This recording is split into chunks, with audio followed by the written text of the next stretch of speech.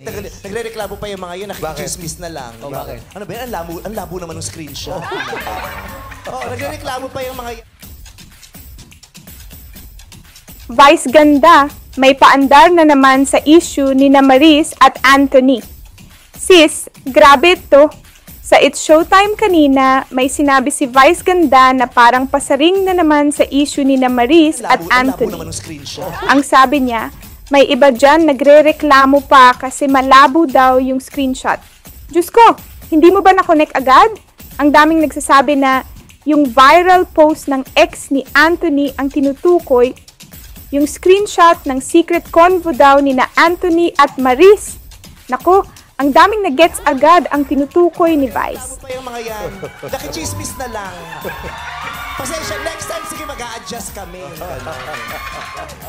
Tapos, si Ann Curtis, dead ma talaga. As in parang hindi niya narinig. Nag-focus na lang siya sa ibang bagay, pero halatang safe mode si ate mo Ann. Sabi nga ng mga fans sa Twitter, hay nako, si Ann Queen of Unbothered talaga.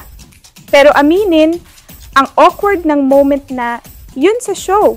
Parang lahat na lang ng tao online hinihintay kung may masabi pa si Ann, pero wala talaga. Sis!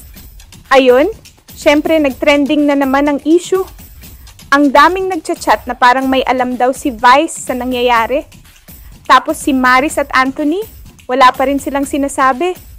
Hi, ewan ko na sis, pero itong tea na to, parang mas marami pang lalabas. Abangan na lang natin ang next chika.